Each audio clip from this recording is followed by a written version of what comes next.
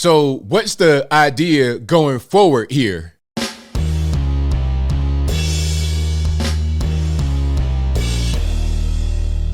How's everybody doing? My name is Anthony Brian Logan, and today we got to talk about Elon Musk, the CEO of Tesla, declining a seat on the board of Twitter.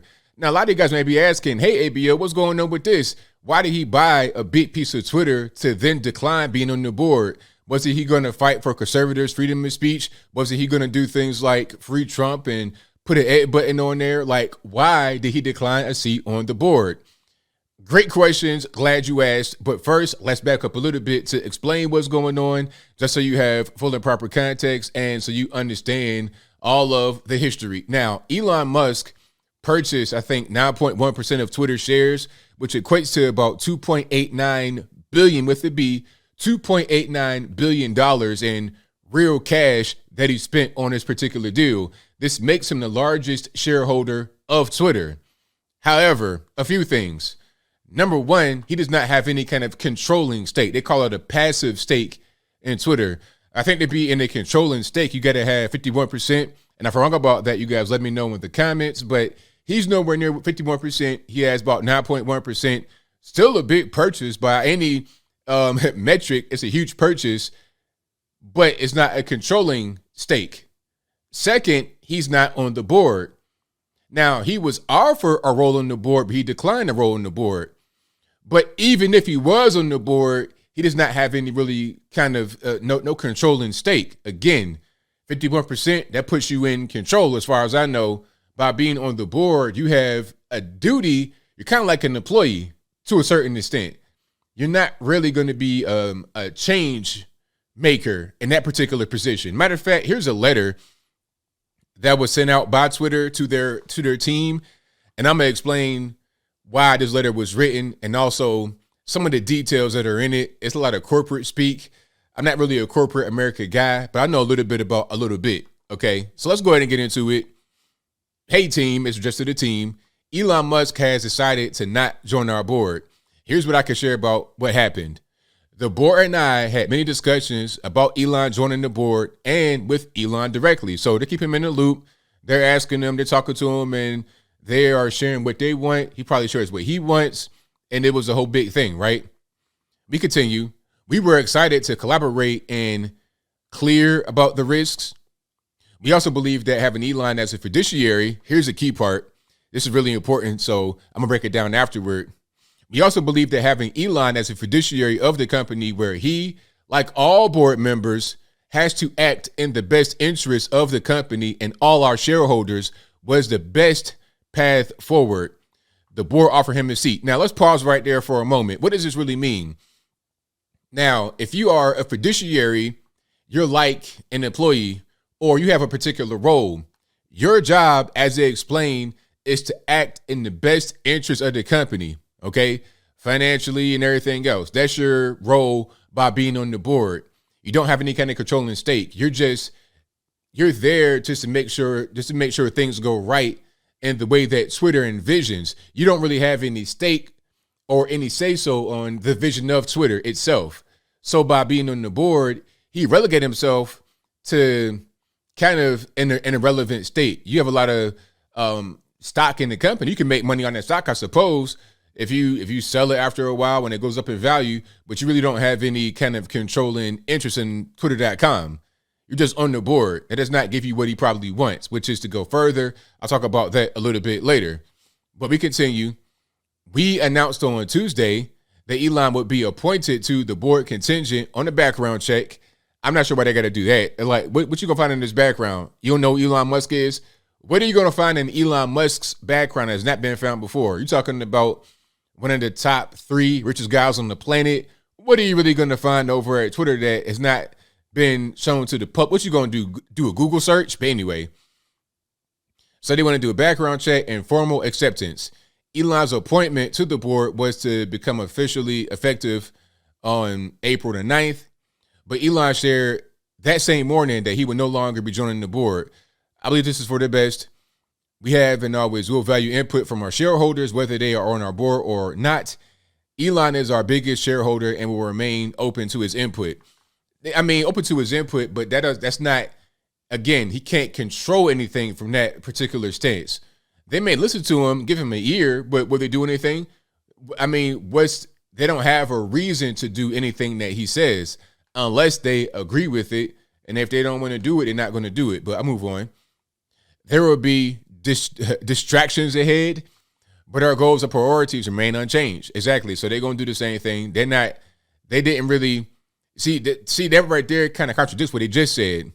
Okay, we're going to listen to Elon, we're open to his input, but our goals and priorities remain the same. They remain unchanged. And they're probably not going to change because, again, he would not have any kind of controlling input or controlling stake in the company.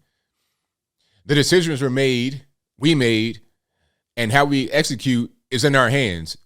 No one else's. Let's tune out the noise and stay focused on the work and what we're building. So that's from Twitter. And I will link to this in the box. And that's just what it is. So, I think what Elon wants to do is like a hostile takeover. He wants to control Twitter.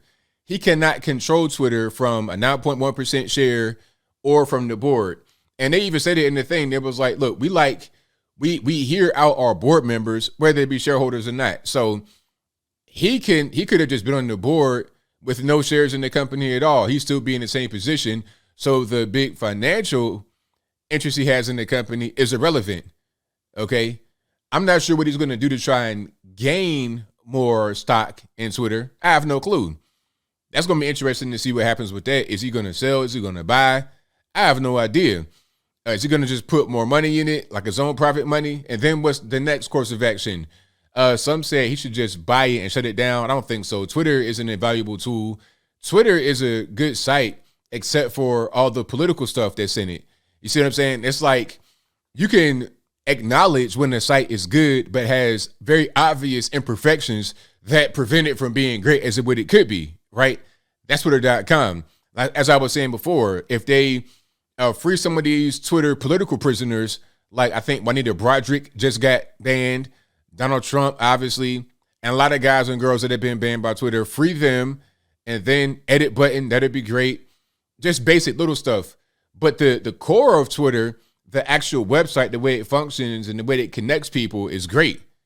Okay, all the technology is great, but it's the political stuff that gets in the way. If you can find a way to finagle your way around that, kind of just, wade through all the minutia and get down to the core, the nitty gritty, and make it basically perfect, then we're great.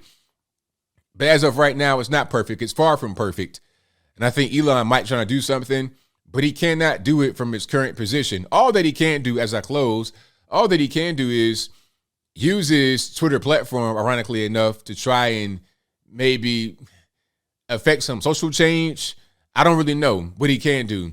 Maybe he could try to, finagle the stock price some kind of way. I'm not sure how that happens without being illegal, but that's just what it is. Oh, and then also one last thing before I wrap it up. There was a whole thing about the SEC and how he didn't notify him properly, all this and that and the third, and he might be in trouble. I don't think that's really an issue. Because he been talking about Twitter for a while, publicly talking about, do you guys want the edit button? So I don't think failing to notify the SEC of the purchase properly, or he didn't do it in a timely fashion, I don't believe is really going to hurt him at all. I think the main thing that he wants to focus on is how to really gain control over Twitter.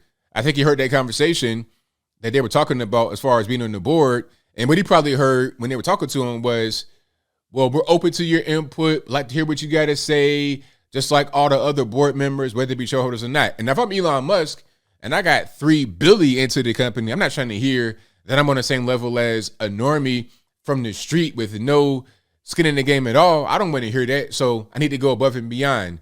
Either you get 51% of the company or you try to finagle the stock price to get to that 51%. You got to do something, because where you are right now, you don't have any kind of controlling stake. But I think I'll leave that right there for now. And what say you? Why do you think Elon Musk declined the seat on the board? Is it because he couldn't do anything from there? He pretty much be acting to their will? Does he want to do hostile takeover and just take the whole company? Whatever your thoughts are, let me know in the comments below. You guys pretty much know where I'm at. I think Elon has higher aspirations, and that's clear. I mean, you wouldn't take out such a big piece of a company and buy that without any kind of, Like, you don't just spend $3 billion for no reason. Okay, there's got to be a plan behind it. Either he wants to take over the company and change it, or like in the future, obviously not right now with the money he put into it, or he just wants to make money. That could be it. I have no clue. I really don't know, but I think the board don't want him to come on there and change anything. That's for sure. He's not in a position to change anything right now. So if he wants to affect change, he has to actually just do more. That's all. That's really what it is. Just do more than what he's doing, whether it be online, whether it be through money. He has to do it that way. And I think that he might.